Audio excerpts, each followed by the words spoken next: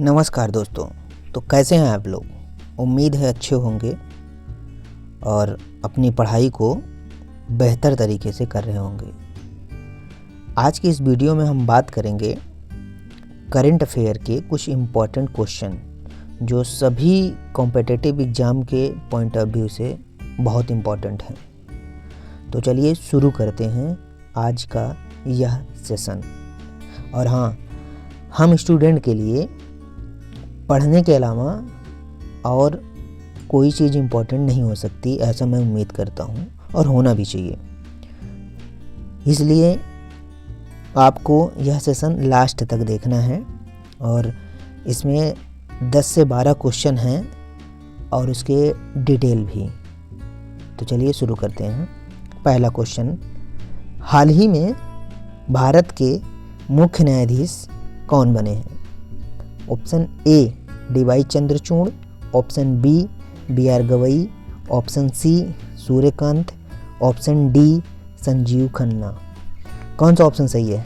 बताओ जल्दी। तो इसका करेक्ट ऑप्शन है ऑप्शन सी सूर्यकांत, जो कि 53वें मुख्य न्यायाधीश बने हैं। ठीक है। और अगर देखा जाए तो इससे पहले बी.आर. गवई थे जो 52वें मुख्य न्यायाधीश थे। उससे पहले संजीव खन्ना 91वें मुख्य न्यायाधीश थे और डी.वाई. चंद्रचूड़ 50वें। तो इन चारों को आपको ध्यान में रखना है, क्योंकि ज़रूरी नहीं है कि करंट वाला पूछे, कभी कभार बैक जाके भी पूछ लेता है। ठीक है।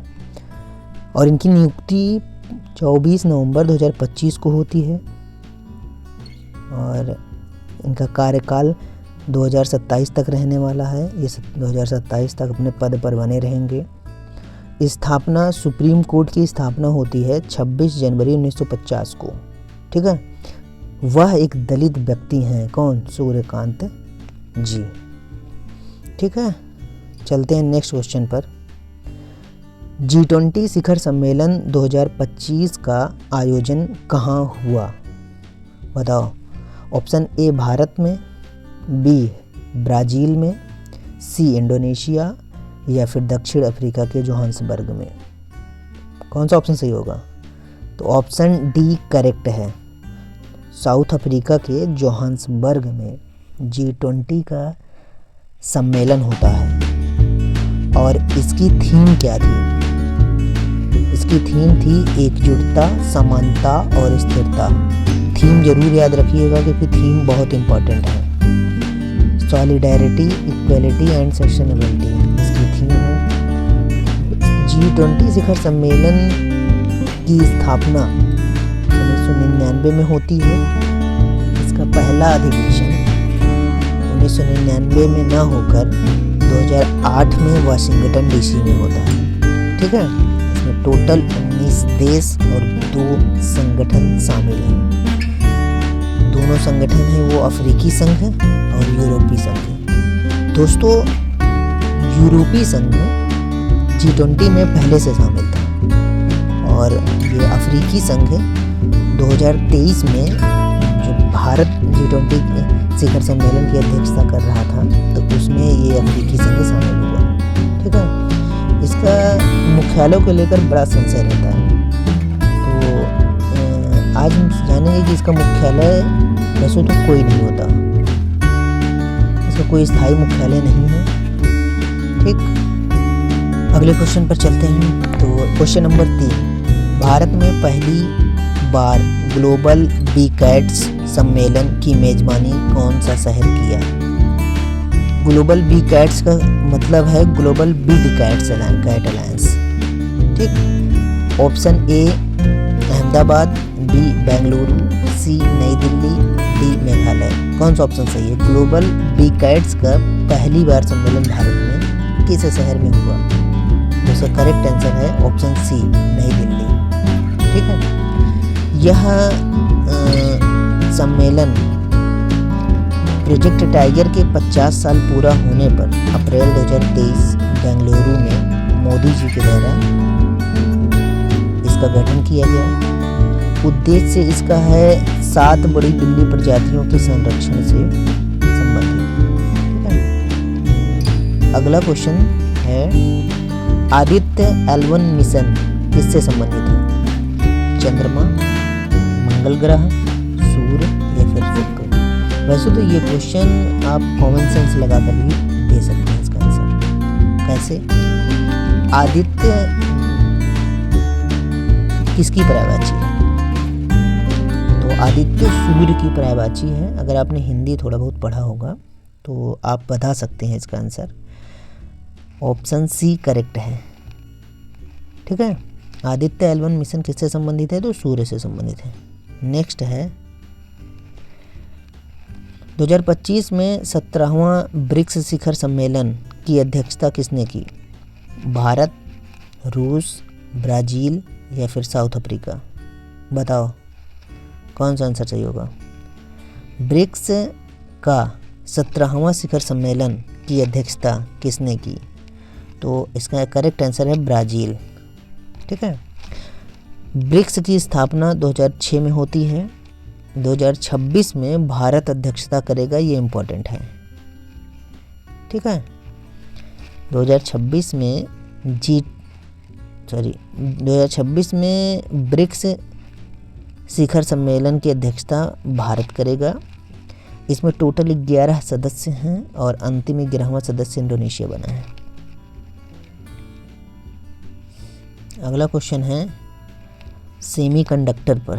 भारत का पहला सेमीकंडक्टर प्लांट किस शहर में स्थापित हो रहा है? तो इसका करेक्ट आंसर है ऑप्शन बी, गुजरात के धोलेरा में। 2026 से शुरू होगा। हमने स्वदेशी चिप बना ली है जिसका नाम है विक्रम, इसरो द्वारा बनाई गई है, ये भी इम्पोर्टेंट है। ठीक, और सेमीकंडक्टर बनाने जा रहे हैं जिससे मोबाइल, इलेक्ट्रिक व्हीकल, डिफेंस के लिए चिप्स भारत में बनेंगे। मतलब अभी तक हम इंपोर्ट करते थे चिप और सेमीकंडक्टर दोनों, लेकिन अब भारत में ही सब कुछ बनेगा। ठीक है, अगला क्वेश्चन है प्रधानमंत्री विश्वकर्मा योजना किससे संबंधित है? किसानों से, विद्यार्थी, कारीगर या फिर महिला उद्यमी? तो इसका करेक्ट आंसर है कारीगर। प्रधानमंत्री विश्वकर्मा योजना का संबंध कारीगर से है। इसकी शुरुआत होती है 2023 में। 17 सितंबर प्रधानमंत्री मोदी जी के जन्मदिन के अवसर पर 2023 में इसकी स्थापना होती है और इसका नोडल मंत्रालय है MSME। ठीक, चलो अगला क्वेश्चन। हाल ही में भारत ने किस देश के साथ मैत्री सैन्याभ्यास किया? America, France, Thailand, Japan? कौन सा ऑप्शन सही है? तो इसका करेक्ट ऑप्शन है ऑप्शन सी, थाईलैंड के साथ भारत ने मैत्री सैन्याभ्यास किया। और एक सैन्याभ्यास है थाईलैंड के साथ कारपेट। ठीक है, अगला क्वेश्चन है भारत ने पहली बार ओलंपिक में कब भाग लिया? बताइए, 1896, 1936, 1900 या 1909? कब भारत ने पहली बार ओलंपिक में भाग लिया? तो इसका करेक्ट ऑप्शन है ऑप्शन सी, 1903 में भारत ने ओलंपिक में पहली बार भाग लिया। और ओलंपिक की शुरुआत होती है 1896 में ग्रीस के एथेंस में पहला बार ओलंपिक हुआ। इसमें 5 छल्ले होते हैं जो 5 महाद्वीपों को दर्शाते हैं। ठीक है, नेक्स्ट है हाल ही में जारी विश्व खुशहाली रिपोर्ट में भारत की स्थिति क्या रही? 130, 126वां, 118वां या फिर 116वां? कौन सा स्थान रहा विश्व खुशहाली रिपोर्ट में? तो भारत की स्थिति थी 118। ठीक, फिनलैंड हमेशा की तरह 8वीं बार लगातार 8वीं बार पहले स्थान पर रहा। पाकिस्तान हमसे ज़्यादा खुश है, 109वां स्थान। बांग्लादेश 134वां और श्रीलंका 135वां स्थान। टोटल 147 देशों की रिपोर्ट जारी की गई थी। चलते हैं नेक्स्ट क्वेश्चन। किस भारतीय क्रिकेटर को प्रधानमंत्री राष्ट्रीय बाल पुरस्कार से सम्मानित किया गया? ये भी इम्पोर्टेंट है। Option A Rohit Sharma, B Virat Kohli, C Vaibhav Suryavanshi, D Abhishek Sharma. किस भारतीय क्रिकेटर को प्रधानमंत्री राष्ट्रीय बाल पुरस्कार से सम्मानित किया गया? तो इसका करेक्ट आंसर है वैभव सूर्यवंशी को प्रधानमंत्री राष्ट्रीय बाल पुरस्कार से सम्मानित किया गया। पहले यह पुरस्कार 1996 में स्टार्ट किया गया था नेहरू जी के याद में। इसका नाम था राष्ट्रीय बाल पुरस्कार, और जो हमारे प्रधानमंत्री जी ने 2018 में नाम बदलकर इसका प्रधानमंत्री राष्ट्रीय बाल पुरस्कार कर दिया। ठीक है, चलो नेक्स्ट क्वेश्चन है और आज का लास्ट। 2025 में पुरुष और महिला दोनों श्रेणियों में खो खो विश्व कप किस देश ने जीता? Option A Bharat, option B Nepal, option C दक्षिण अफ्रीका, ऑप्शन डी इंडोनेशिया। 2025 में पुरुष और महिला दोनों श्रेणियों में खो खो विश्व कप किस देश ने जीता? तो इसका करेक्ट आंसर है ऑप्शन ए।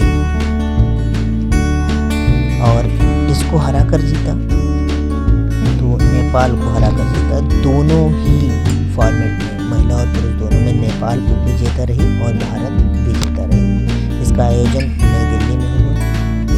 ठीक है, तो दोस्तों आज का यह लास्ट क्वेश्चन था।